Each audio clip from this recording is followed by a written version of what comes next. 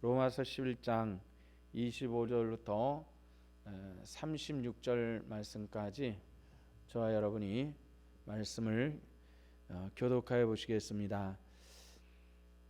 로마서 11장입니다. 형제들아, 너희가 스스로 죄 있다 하면서 이 신비를 너희가 모르기를 원하지 아니하노니, 이 신비는 이방인의 충만한 수가 들어오기까지 이스라엘의 더러는 우둔하게 된 것이라.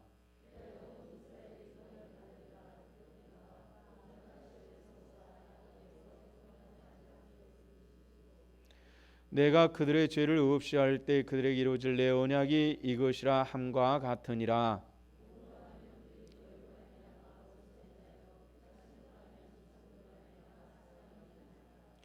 하나님의 은사와 부르심에는 후회하심이 없느니라.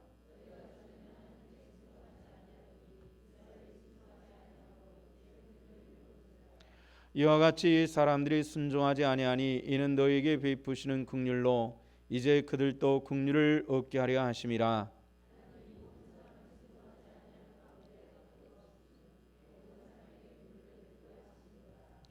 기입도다 하나님의 지혜와 지식의 풍성하며 그의 판단은 헤아리지 못할 것이며 그의 길은 찾지 못할 것이로다.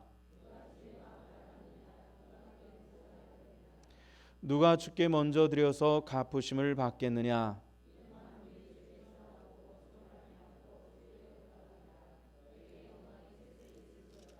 아멘. 로마서 말씀을 보면서 28번째 시간이 되었습니다. 오늘 하나님의 말씀 로마서 11장 25절부터 36절까지 보셨습니다. 오늘 성경 말씀 가운데 보면은 하나님께서 우리를 구원하시는데 후회 없는 구원에 대해서 우리에게 말씀을 해주시고 있습니다. 하나님께서 그 아들을 희생하셔서 믿는 자들 우리들에게 하나님께서 구원의 축복을 베풀어 주셨습니다. 그런데 하나님께서 그 구원에 대해서 후회하지 않고 또 우리가 주 예수 그리스도를 영접한 것이 후회하지 않는 하나님의 축복이다, 이렇게 말씀을 해주시고 있습니다. 성도들 중에서 저와 이 스마트폰으로 이 문자를 주고받는 분들이 여러 분 계시는데, 이들 중에 이런 글을 보내온 분이 있습니다. 한눈에 남의 결정을 보는 사람은 매우 예리한 사람입니다. 두 번째는 보고 비판하는 사람은 똑똑한 사람입니다. 그냥 덮어주는 사람은 포근한 사람입니다. 그 결점을 보완해주는 사람은 지혜로운 사람입니다. 돕고도 말이 없으면 거룩한 사람입니다. 는 이런 글을 스마트폰으로 보내왔습니다. 여러 번 읽어봤습니다. 여러분, 이 5가지를 얘기를 했는데 한눈에 남의 결점을 보고 보는 아주 예리한 눈을 가진 사람도 있습니다. 또 보고서 비판한 이게 옳고 그름을 정확하게 재단해 가지고 따지는 아주 똑똑한 사람도 있습니다. 그렇지만 이것을 예리한 눈으로 보고 판단했지만은 그러나 그것을 덮어주는 사람은 포근한 사람이라 그랬죠. 네 번째는 그 사람을 덮어줄 뿐 아니라 그 사람의 잘못된 부분을 보완해주는 사람은 지혜로운 사람이다, 이렇게 얘기를 했습니다. 또 한 걸음 더 나가서 그렇게 돕고도 내가 그 사람 도와서 이렇게 옛날에는 형편없는데 사람 참 좋아졌지, 이렇게 하지 않고 아무 소리 하지 않는 사람은 거룩한 사람이다. 이런 5가지 사람에 대한 이야기입니다. 여러분들은 어느 편에 속했는지 한번 생각해 보시길 바랍니다. 다른 사람들의 결점을 정확하게 포착해 가지고 아는 그런 예리한 사람입니까? 아니면은 보고 비판하는 똑똑한 사람입니까? 아니면은 보고도 덮어주는 포근한 사람입니까? 아니면 그 결점을 보완해주는 그런 지혜로운 사람입니까? 아니면 마지막으로 그 돕고도 아무 말 하지 않는 거룩한 사람입니까? 우리가 보편적으로 첫 번째인 사람들도 있고 두 번째인 사람들도 있고 이런 보편적인 사람들이 그렇습니다. 비판하고 판단하고 이런 수준에 머무르기가 굉장히 쉽습니다. 한 걸음 더 나가서 덮어줄 수 있는 그런 포근한 사람, 또 그 사람의 결점을 보완해주는 지혜로운 사람, 또 한 걸음 더 나가서 그럼에도 불구하고 자기 공로를 내세우지 않는 그런 거룩한 자리까지 나갈 수 있기를 주님의 이름으로 부탁을 드립니다. 우리 하나님께서는 어느 부분에 속한다고, 어느 편에 속한다고 생각하십니까? 저는 세 번째서부터 다섯 번째 부분, 그 사람의 그냥 잘못을 덮어주는, 사람의 죄를 용서해주는 그런 분이셨죠. 그리고 그 결점을 보완해주고 그런 지혜로운 그런 하나님이시고, 그럼에도 불구하고 우리 하나님께서는 지금까지 우리에게 요구를 하지 않으셨습니다. 한번 생각해 보십시오. 우리가 하나님의 이런 도움을 받았는데도 불구하고 우리가 죄를 지을 때 그때마다 하나님께서 나타나셔서 너 때문에 내 아들 죽었으니까 그 값 내놔 하고 계속 말씀하신다면은 우리는 얼마나 피곤하고 어려울까요? 한번 생각해 보셨는지 모르겠습니다. 특별히 오늘은 본문에서 바울은 사람들에 대한 구원 계획을 밝히고 있는데 그것을 특별히 하나님의 구원 계획은 비밀이다 이렇게 표현을 했습니다. 그 말씀이 25절에서 나오죠. 형제들아 너희가 스스로 죄 있다 하면서 이 신비를 너희가 모르기를 내가 원하지 않으니 이 신비는 이방인의 충만한 수가 들어올까지 이스라엘의 더러는 우둔하게 된 것이라 하면서 이방인의 충만한 수가 들어오기까지 감춰주고 비밀로 만들어진 것이다 이렇게 말씀을 해주시고 있습니다. 이 비밀에 사도 바울은 이스라엘 백성들이 잠깐 하나님의 구원의 은혜로부터 지난주 우리가 주일 저녁에 들은 말씀이 있었죠. 창감나무가 뿌리의 진액을 받을 수 있는 그런 가지에서 꺾여진 바 되고 그 자리에 대신해서 뭐가 접붙임이 되었다 그랬죠? 돌감람나무. 창감람나무는 무엇이라고 그랬어요? 창감람나무는 유대인이라고 그랬죠. 돌감람나무는 누구라고 그랬어요? 이방인. 그 이방인들 중에서 누구도 껴있는 거죠? 저와 여러분들도 거기에 껴있는 줄로 믿으시기를 바랍니다. 근데 왜 하나님께서는 유대인들 이스라엘의 그 창감나무가 꺾여진 그 자리에 이방인은 우리를 접붙이고 그리고 이방인의 충만한 수가 다 차기까지 그것을 이스라엘의 더러는 이스라엘 사람들이 우둔하게 하였다 이렇게 말씀을 하는데, 다시 말해서 이스라엘 백성들이 그 충만한 이방인들이 충만한 은혜의 숫자까지 찰 때까지 이스라엘 사람들은 꺾여진 그 상태로 있는 것이다 이렇게 얘기를 합니다. 자, 그렇게 꺾여져도 이스라엘 백성들이 꺾여지고 그 자리에 이방인들이 접붙임 받고 구원의 축복에 들어와도 이것이 하나님께서 버린 것이 아니라 이것은 이스라엘 백성들이 마음이 완악해졌기 때문이다 하면서 이 책임은 하나님께 있는 것이 아니라 본질적으로 누구에게 있는 거예요? 이스라엘 백성들에게 있다 이렇게 말씀을 하시는 겁니다. 여러분들 우리가 신앙생활할 때 하나님께서 우리에게 말씀하신 바가 있죠. 로마서를 통해서 뭐라 말씀하셨냐면은 창감나무도 꺾인 바 됐는데 돌감나무 너희들도 열매 맺지 않으면은 꺾여질 수 있다 이렇게 말씀하시는 겁니다. 여러분들 돌감나무 우리들은 창감나무보다도 더 쉽게 하나님으로부터 꺾임 받을 수 있다는 것을 기억하시고 늘 믿음으로 깨어있기를 주 이름으로 축원합니다. 대충 신앙생활하지 말라는 얘기죠. 철저하게 하나님 은혜 안에서 이스라엘 백성들도 하나님 은혜 안에서 꺾여졌다는 사실들을 기억하시고 우리가 하나님께 꺾여지지 않기 위해서는 하나님의 말씀을 온전히 붙드는 이것은 우리들의 굉장히 중요한 일들입니다. 이렇게 창감나무가 꺾여지고 그렇게 된 이유는 무엇이냐면 이스라엘 백성들이 하나님의 구원 계획에 대해서 거절했습니다. 하나님의 구원의 가장 중요한 계획은 무엇이었을까요? 아들 예수 그리스도를 이 땅에 보내시는 그런 계획이었습니다. 성경은 예언의 말씀을 주셨습니다. 베들레헴에서 태어나실 것이고 유다 족속의 뿌리가 될 것이고 또 그리고 처녀의 몸에서 태어날 것이고 이런 예언의 말씀들을 다 구약에 주셨습니다.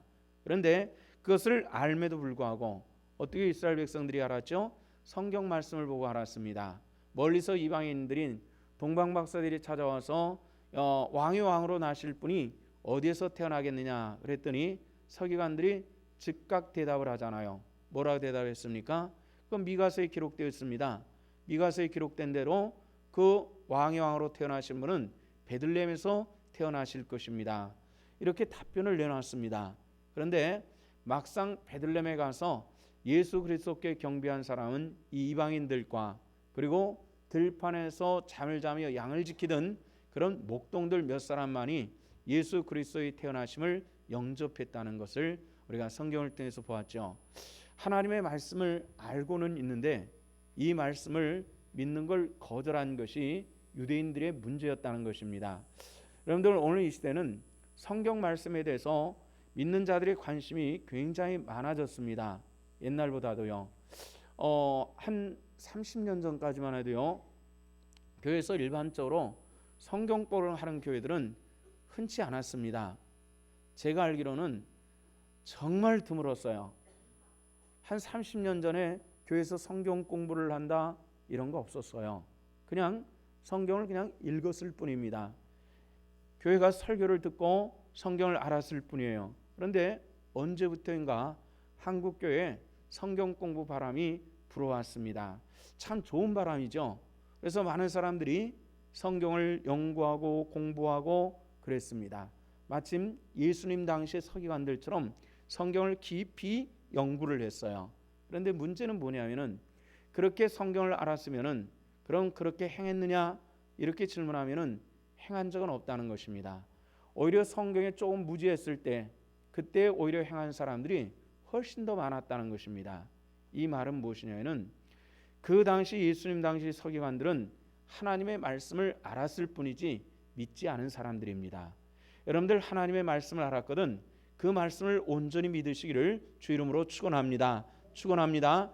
그렇지 않으면 우리 아는 것은 아무런 유익이 되지 못합니다. 오히려 우리가 알았기 때문에 더 우리는 하나님으로 더 책망받는 자리에 있을 수 있다는 것이죠.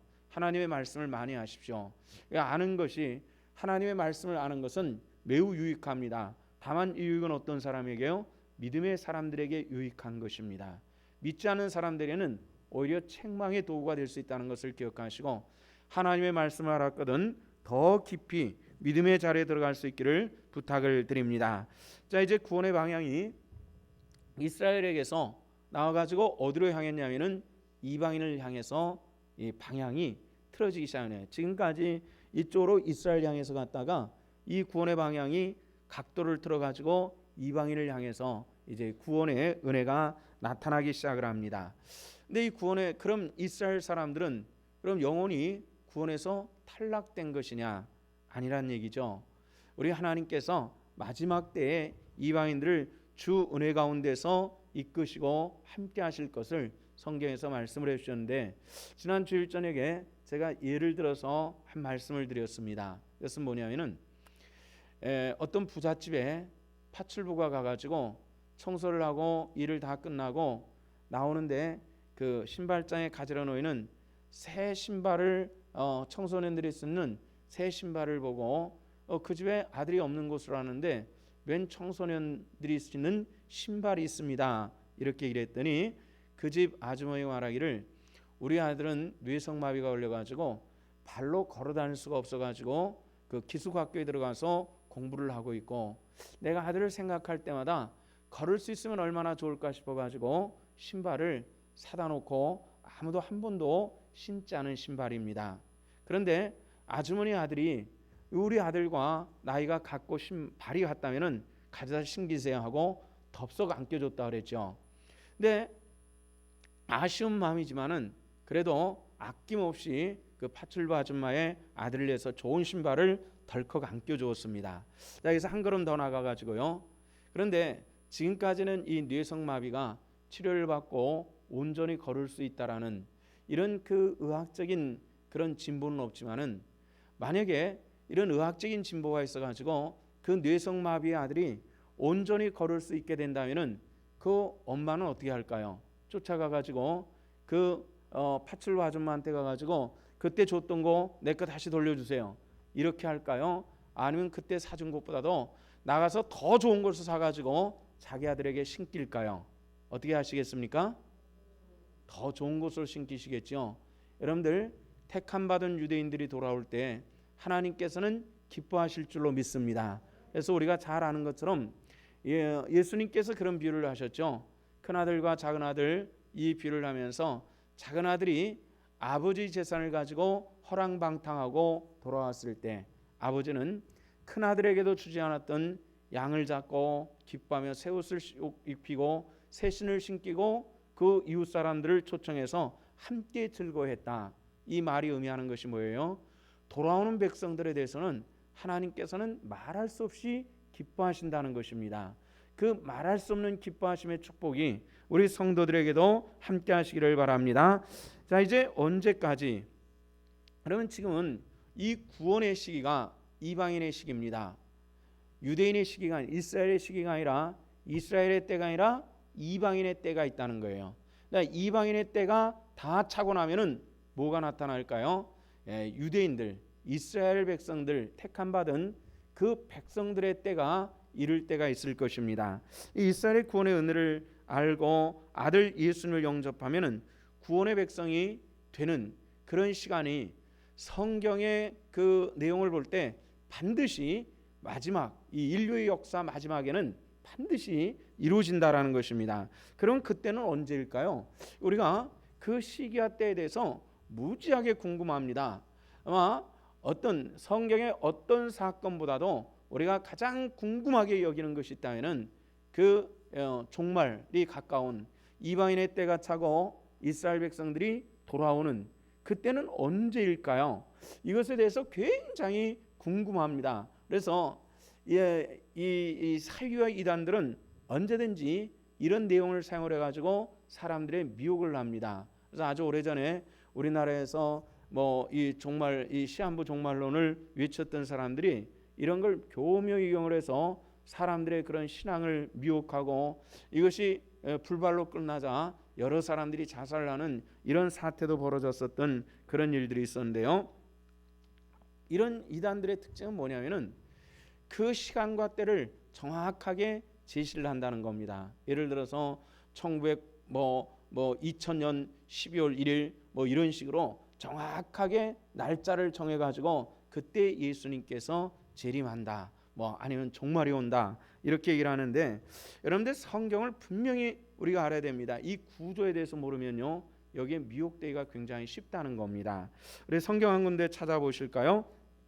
마태복음 24장 36절 말씀을 보십시다. 마태복음 24장 36절입니다.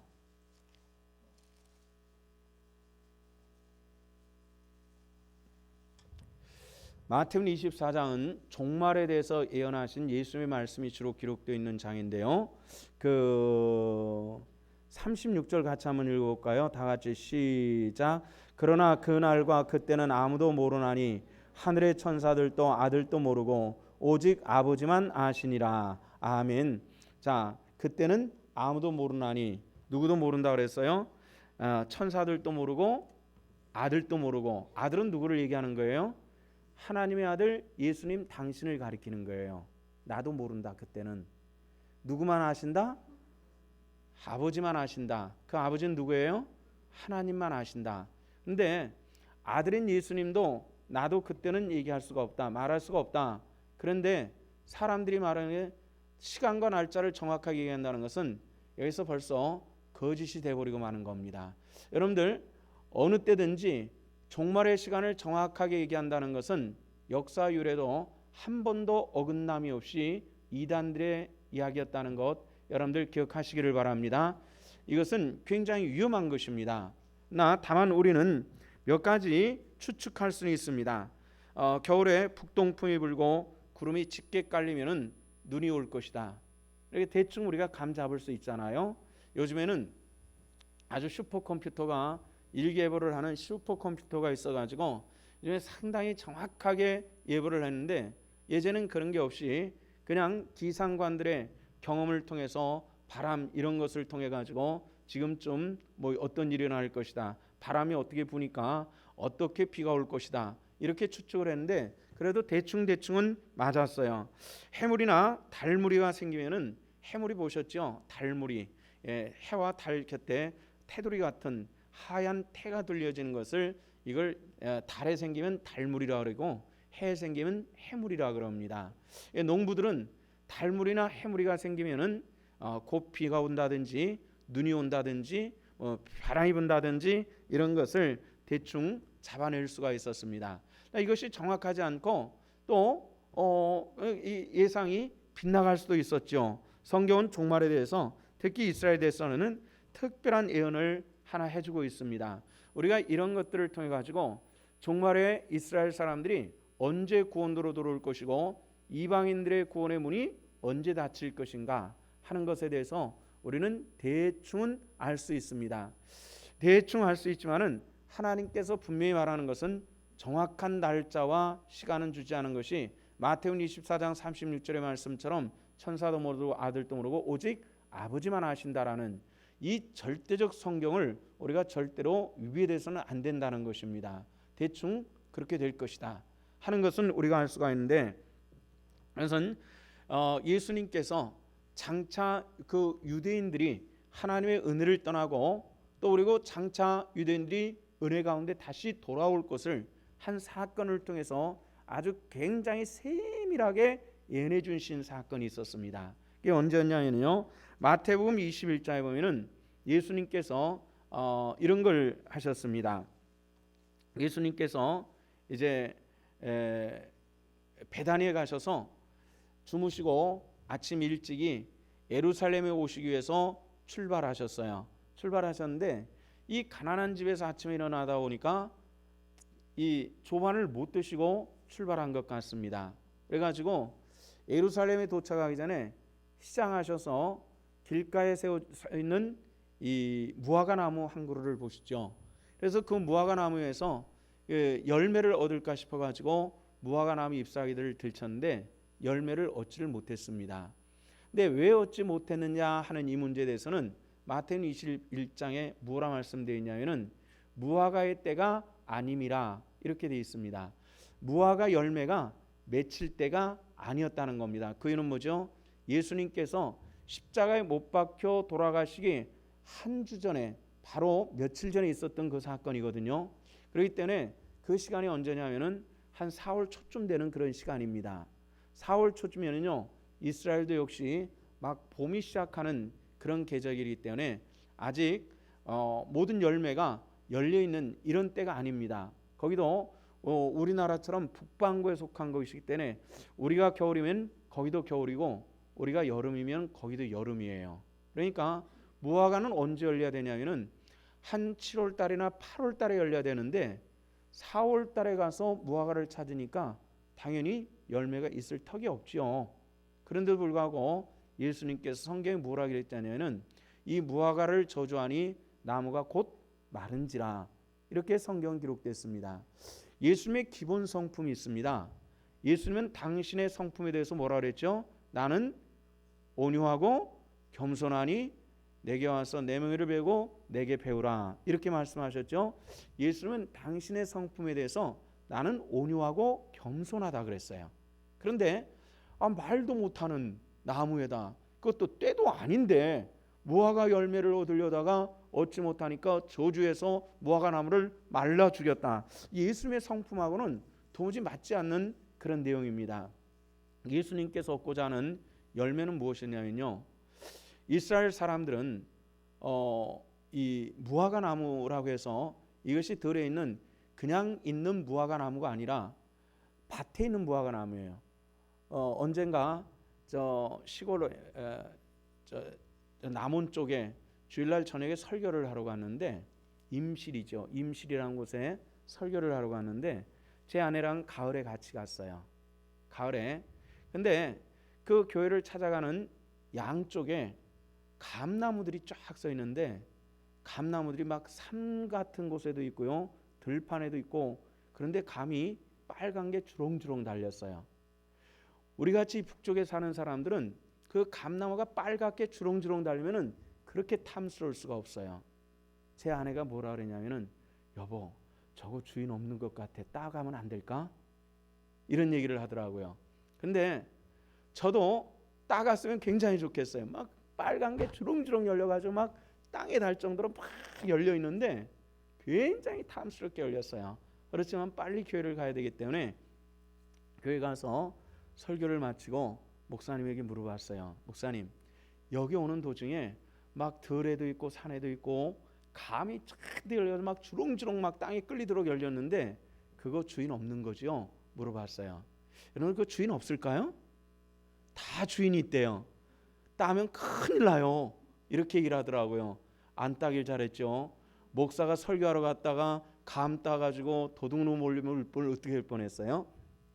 근데 역시 이스라엘도 마찬가지예요.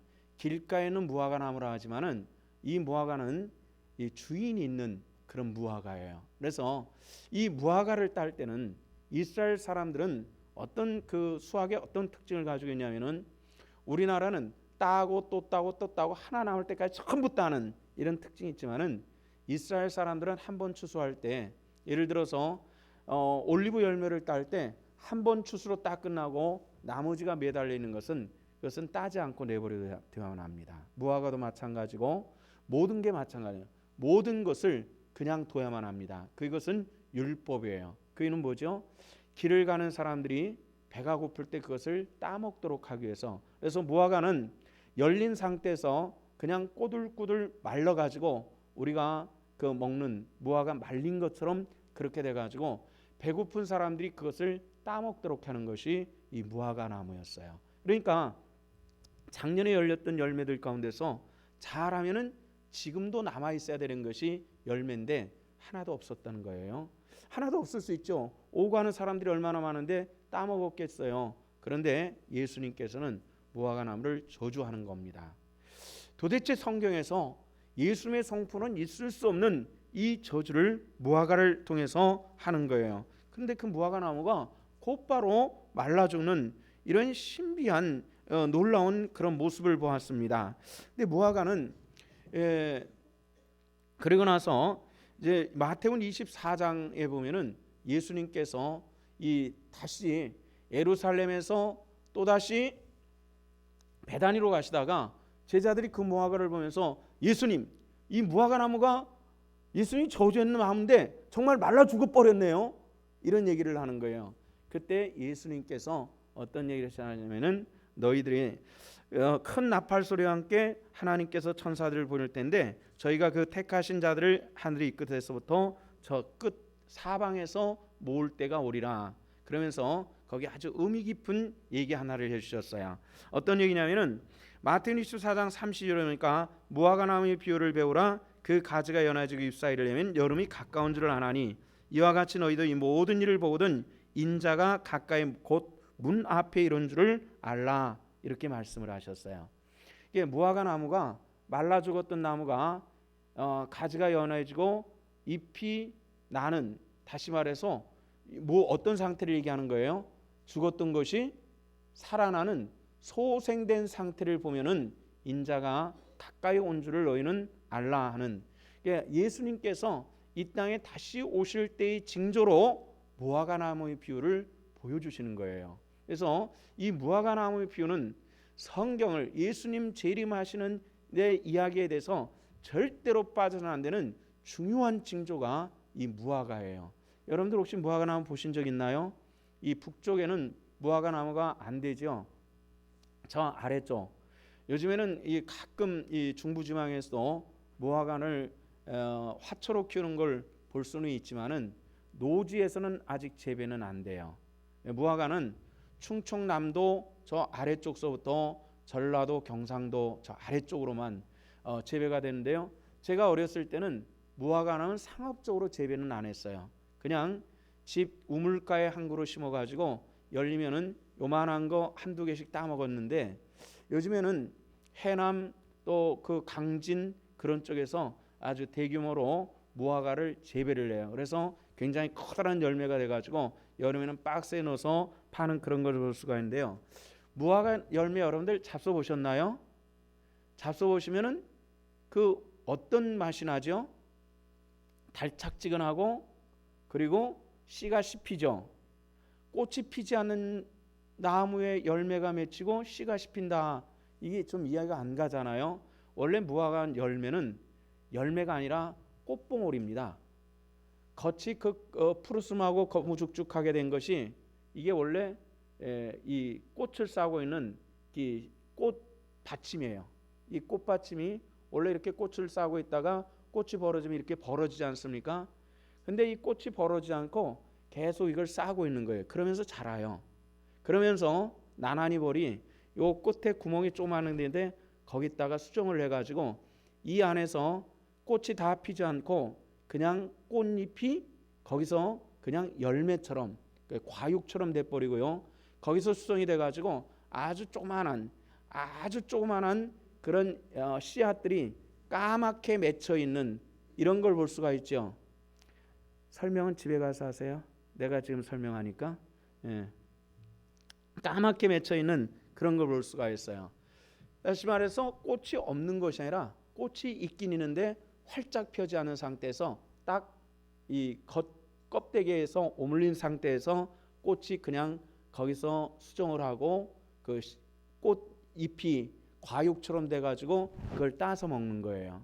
아주 특별한 세계 유일하게 그렇게 꽃이 피지 않는 상태에서 수정하는 그런 열매인데요.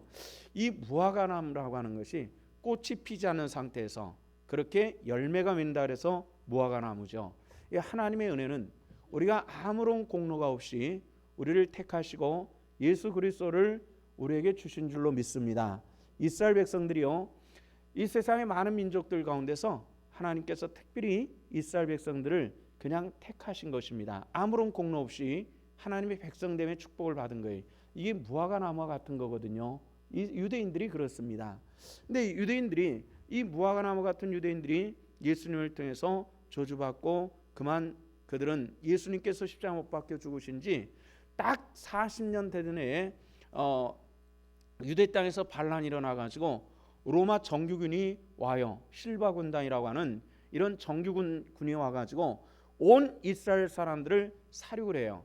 그때 살육당한 사람이 120만 명 정도라 그래요.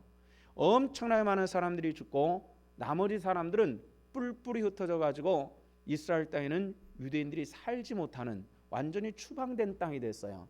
2000년 동안 온 세계를 다니면서 온 어려움과 고통을 다 겪죠. 그런데 성경 뭐라 기록됐냐면은 그 무화과가 다시 싹이 날 때가 있을 것이다. 그때가 되면은 종말이 가까운 줄 알라. 이렇게 말했어요. 그래서 옛날 신학자들, 목회자들도 유대인들이 반드시 자기 땅으로 돌아올 것이다. 성경 그렇게 예언됐다. 이렇게 얘기를 했어요. 그러나 역사학자들은 이건 있을 수가 없는 일이다. 이렇게 얘기를 했어요. 그 이유는 뭐냐면은 자기 땅에서 식민지로 살아가는 사람들도 아니고 자기 땅을 버리고 다 뿔뿔이 헤쳐가는 사람이 어떻게 그것도 100년 200년도 아니고 2000년 가까운 세월이 돼가지고 자기 땅으로 돌아와서 그 나라에 어떻게 자기 땅을 자기 나라를 건설할 수 있냐. 이건 역사적으로 이 유례가 없는 일들이고 이건 있을 수가 없는 일들이다. 이렇게 얘기를 했어요. 근데 정말 난해했어요. 이 무화과나무의 비유가 의미하는 건 뭔지 성경학자들이 의견이 아주 분분했었던 것이 바로 이런 내용이에요. 그래서 아주 옛날 이 세계 2차 대전 이전에 쓴 그런 그 주석을 보면요, 요 주석에 아주 난해하게 나와요. 이게 그런 의미이긴 하지만은 이게 가능할 것이냐, 뭐 이런 식으로까지 주석이 나와요. 이게 신학자들이 이거를 그렇게 해석은 했지만은 과연 가능할 것이냐, 하나님이 그렇게 예언했지만은 가능할 것이냐 이렇게 했는데, 여러분들 하나님의 말씀은 그 말씀한 바는 1.1획도 변치 않는 하나님의 약속인 줄로 믿으시기를 바랍니다. 그래서 성경을 우리가 바이블이라고 하는 영어 단어로 쓰지만은 이 테스트먼트라고 하는 이 약속이라는 말씀도 써요. 그는 뭐냐면 올드 테스트먼트, 뉴 테스트먼트 이렇게 해가지고 하나님의 약속이라는 거예요. 하나님의 약속은 하나님은 비록 손해 볼지라도 이루시는 하나님이신 줄로 믿습니다. 그래서 이스라엘 백성들이 정말 세계 2차 대전이 되고 나서 돌아왔어요. 그 세계 2차 대전에서 이 2차 대전이 끝나면은 이스라엘 백성들에 대해서 독립시켜 주자. 그때 이 팔레스틴 땅을 점령하고 있었던 나라가 어느냐? 영국이었어요. 그래서 영국 처칠, 또 스탈린, 누즈벨트 이런 사람들이 모여가지고 미국 대통령 이런 사람들이 모여가지고 그럼 이 세계 2차 대전을 하는 동안에 유대인들이 연합군에 굉장히 많은 자금을 대줘요. 돈이 많으니까. 그런 공로를 따라서 그럼 유대인들을 어떻게 할 거냐? 그럼 그들에게 독립시켜주자. 그럼 이스라엘의 통치하고 있는 그 팔레스틴 땅을 유대인들에게 내주자. 얄타회담에서 그것이 결정이 돼요. 그래가지고 전쟁이 끝나요. 전쟁이 끝나니까 온 사방에 있는 유대인들이 자, 약속대로 우리 땅을 달라 해가지고 사방에서 미국에서 뭐 유럽에서 영국에서 러시아에서 온 사방대에서 모여들어요. 그러면서 자기 나라 땅에다가 자기들의 이 나라를 건설을 해요. 1948년도 5월 14일 날 건국을 선포하는데 그때 초대 대통령이 벤쿠리온이라고 하는 대통령이었어요. 이 사람이 나라가 건국됐다는 걸 선포하자마자 온 사방에서 아랍국들이 연합국들이 그냥 막 전쟁을 일으켜가지고 막 그 대단한 이런 전쟁을 겪게 되는데요. 이 전쟁에 대해서는 성경에 아주 자세하게 예언이 되었어요. 여러분들 시간 되면은 시편 83편을 집에 가서 한번 자세히 한번 읽어오시기를 바랍니다. 여기 보면은 그 수많은 사람들, 시편 83편 6절부터 8절까지 그 주변에 있는 그 나라와 민족들 얘기가 나오는데 정확하게 이 나라들이 그들 민족들이 정확하게 그들이 쳐들어와요. 참 성경은 놀랍게 예언되는데 시편 83편 6절로부터 8절까지 예언되어져 있는 그 민족들 요르단, 이라크, 시리아, 레바논 이런 사람들이 사우디아라비아 성경에 예언되어진 그 사람들이 정확하게 예언되어진 대로 침공을 해요. 그래서 전쟁을 벌여요. 막 국가가 태어나자마자 곧바로 전쟁이 시작을 하는데 이 전쟁에서 8개의 나라가 공격을 하기 시작을 했는데 사방에서 공격을 했어요. 그런데 이 전쟁에서 놀랍게 이스라엘이 승리를 해요. 이런 전쟁을 4번을 벌려요. 4번을 벌리는데 그 다음에 1956년도에 또 전쟁이 나서 1967년도에 전쟁이 나서 1973년도에 4번째 전쟁이 나는데 이 4번째 전쟁을 전부 다 승리로 이끌어요. 대단한 나라예요. 굉장한 그런 나라인데요. 그런데 여러분들 꼭 기억하시기를 바랍니다. 이 이스라엘이 나라를 건국하고 견고해져 가는데요. 이게 역사적으로 있을 수 없는 일이에요. 하나님께서 하시기 때문에 가능한 일인 줄로 믿습니다. 지금 세계적으로요. 인구가 5천만 명이나 되는데도 자기 나라가 없는 민족이 있어요. 혹시 여러분들 들어보셨나요? 쿠르드족이라고 이 중동 지방을 향해다 보면은 옛날 군인들이 쓰는 그런 이런 그 동그란 모자를 쓰고 다니는 그런 그 청년들을 볼 수 있는데 대체로 그 사람들이 쿠르드족이에요. 이 쿠르드족은 옛날에 현재 시리아, 터키, 레바논, 이라크, 이란 그 나라들 국경을 이렇게 해가지고 쿠르디스탄이라고 하는 그런 땅이 있었는데요. 이 사람들도 그 중심을 해가지고 때로는 독립국가도 세웠고 때로는 강력한 나라를 세웠던 그런 나라인데 오스만 터키 해가지고 멸망당해. 그게 16세기예요. 한 500년 전에 멸망당하고 나서 500년 동안 그 다음에 한 번도 자기 나라를 세워본 적이 없어요. 이 미국이 이라크를 침공을 해가지고 그 이라크를 도우면은 미국을 도우면은 미국이 이라크가 멸망하고 나서 자기 나라를 건설해 줄 줄 알고 도왔다가 막 그만 그 후세인에 가서 독가스로 그냥 마을 주민들이 전부 죽고 하는 이런 비참함도 겪고요. 굉장히 어려움을 많이 겪는데 이 쿠르드족은 결국 아직까지 나라를 못 세우고 있어요. 그런데 이스라엘 사람들은 500년 동안 잃어버린 나라를 못 세우는데 그 땅에 살면서도 못 세우고 있는 거예요. 그런데 이스라엘 사람들은 그 땅에서 완전히 쫓겨났는데 2000년 만에 다시 돌아오는 거예요. 이게 가능하겠습니까? 역사적으로 가능하지 않다고 하는데 하나님께서 전쟁을 주관하신 분도 하나님이시고 역사를 주관하신 분도 성경 말씀은 하나님이라고 이렇게 말씀하셨습니다. 믿습니까? 그럴 때는 그게 가능한 것입니다. 역사를 주관하시고 전쟁을 주관하시고 민족을 주관하신 하나님께서 우리 개인도 주관하신다는 이 확고한 믿음에 설 수 있기를 주 이름으로 축원합니다. 그래서 한번 사람들 보세요. 어떤 사람은 죽기 살기로 돈 벌려고 하는데 왜 이렇게 돈이 안 모이죠? 근데 어떤 사람은 쉽게 돈도 벌어요. 그게 왜 그런지 모르겠어요. 우리가 하고자 하는 대로 세상은 되는 것은 아닙니다. 우리가 하나님 편에 설 때 하나님께서는 우리와 함께 하시는 줄로 믿으시기를 바랍니다.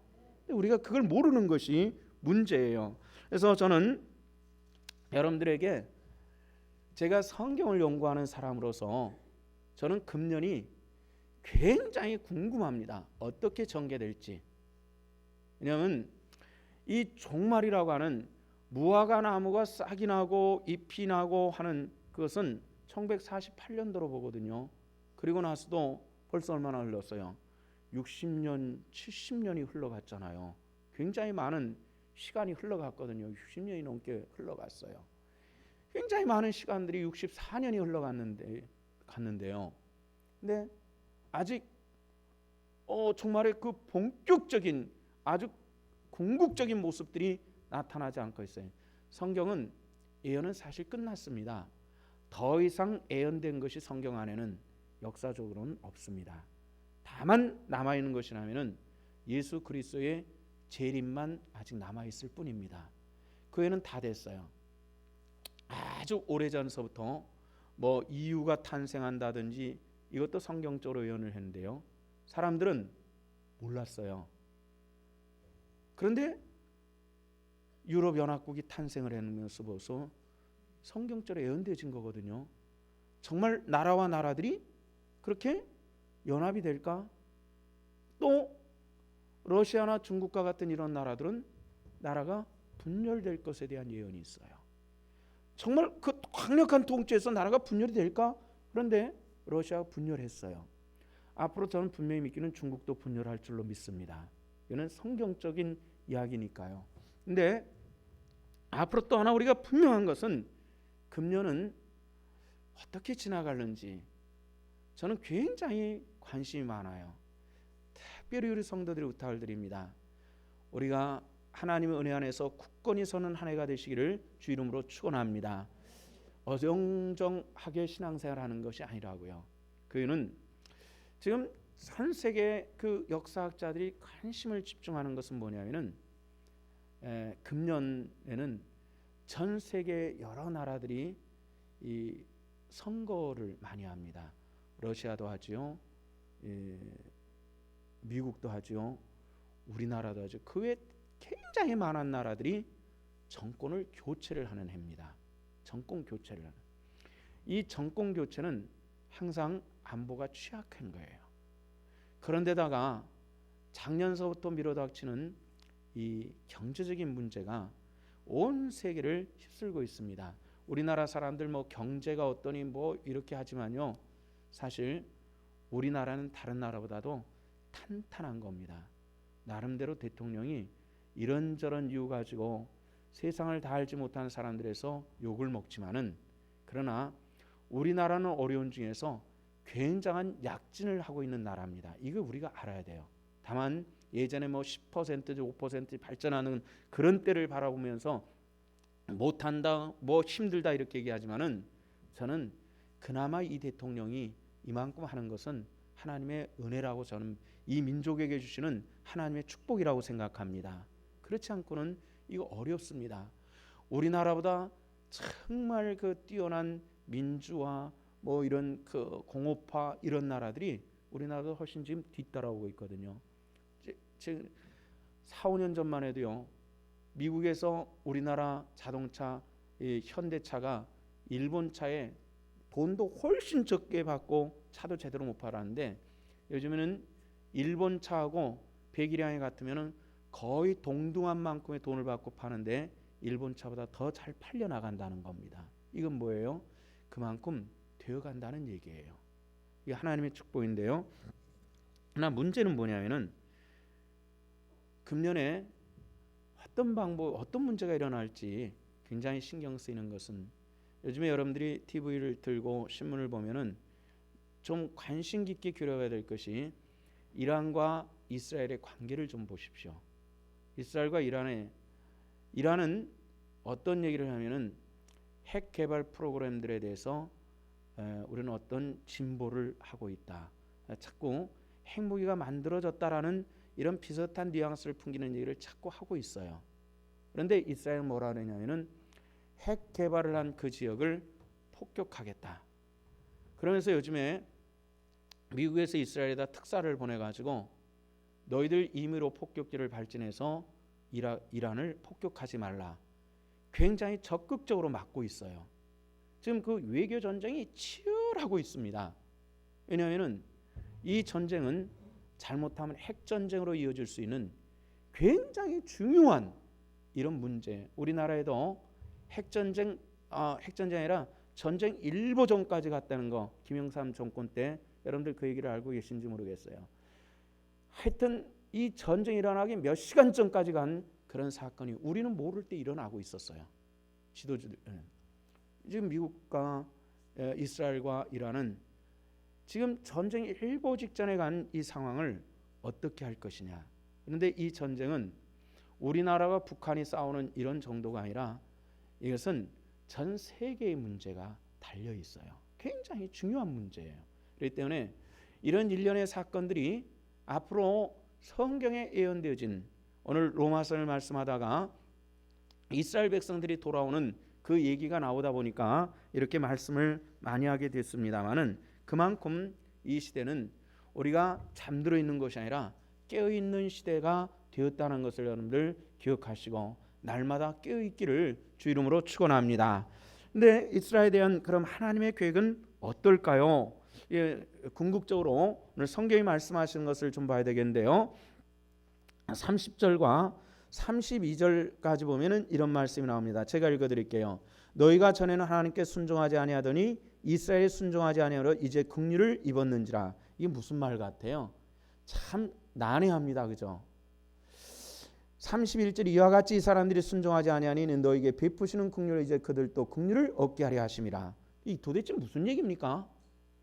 이게 얼마나 난해해요. 이게 말이 굉장히 어렵습니다.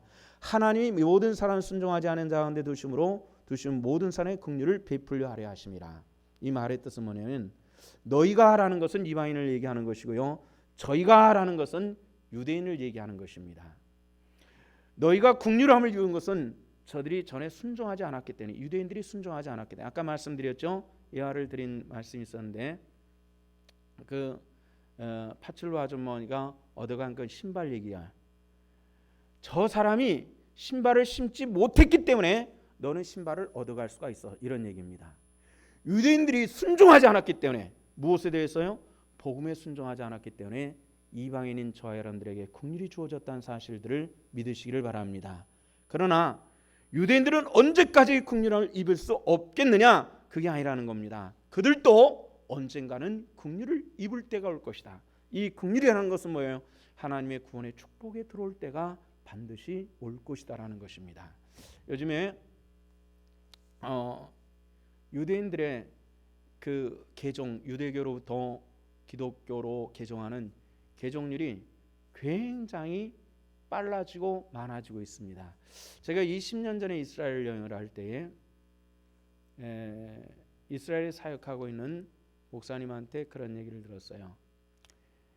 여기에 복음주의적인 신앙 공동체가 있습니까? 라는 이 질문을 했는데 이런 대답을 하더라고요. 딱 한 곳에 있습니다.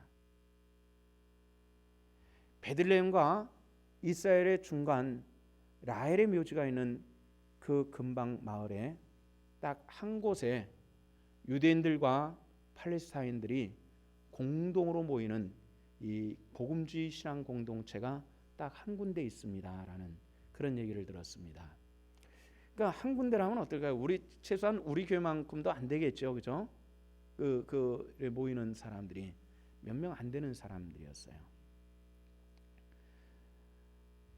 그런데 지금은 정말 많은 사람들이 몰려오고 있는데요. 그 20년 동안 이 숫자가 만 단위를 넘어서기 시작했다고 말합니다. 만 단위는 별거 아닌 것 같지만은 굉장히 불과 몇십 명 안 되는, 20년 전에 몇십 명 안 되는 사람들이 만 단위를 넘어서는 사람으로 바뀌어가고 있다는 겁니다. 아주 빨리 복음으로 들어오는 이런 현상들을 보고 있고요. 이런 모습들이 오늘 우리들의 주변에 우리가 이렇게 신앙생활하고 있는 사이에 전 세계의 역사와 그리고 하나님의 구원의 역사는 지금 빠르게 흘러가고 있다는 사실들을 기억하시고 이 시대에 날마다 깨어있고 하나님의 영광의 도구가 되기 위해서 힘쓸 수 있는, 특별히 금년 한 해는 세계적으로는 우리 신앙 역사적으로는 성경 예언사적으로도 굉장히 중요한 한 해가 될 것이다라는 이런 믿음이 있습니다.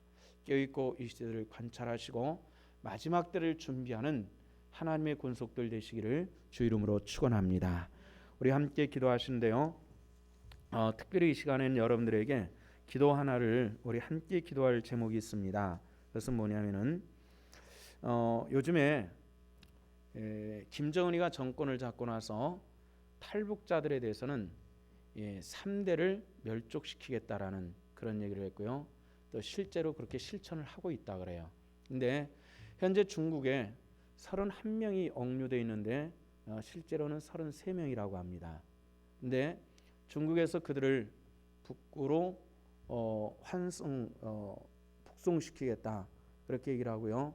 우리나라 정부와 그리고 세계 인권 운동가들은 절대 지금 반대하고 있는 그런 상황이고요. 오늘 또 연예인들과 몇 명 인권 그리고 목회자들이 중국 대사관 앞에서 북송시키지 말라는 그런 시위와 탄원서를 보내고, 그렇게 또 몇몇 사람들은 이 사람들이 북송되지 않기 위해서 철회될 때까지 그 추운데 냉바닥에서 단식하겠다고 선언하고 단식으로 들어가고 막 그러고 있어요. 지금 그 사람들에게는 아주 위기고 절대절명에 사람들이 죽임당한다는, 이거는 말할 수 없는 문제거든요. 지금 예전과는 달리 탈북하는 사람들의 뒤에다 총을 쏴서 죽이는 일들이 빈번하게 발생하는 그런 때입니다. 그러니까 이 33명이 정말 북송돼서는 안 된다라는 이런 그 긴박함을 느끼는데요. 여러분들 이 문제를 가지고 우리 같이 한 2, 3분 동안 함께 통성으로 기도하는 시간을 갖도록 합니다.